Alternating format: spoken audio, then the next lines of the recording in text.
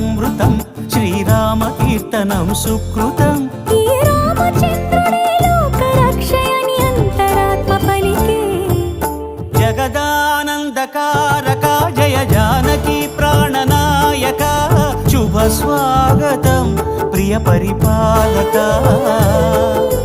జగదానందకారక జయ జానకి ప్రాణనాయక శుభ స్వాగతం ప్రియ పరిపాలక మంగళకరమౌ నీరాక ధర్మానికి వేదిక అవుగాక మా జీవనమే ఇక పావనముగాక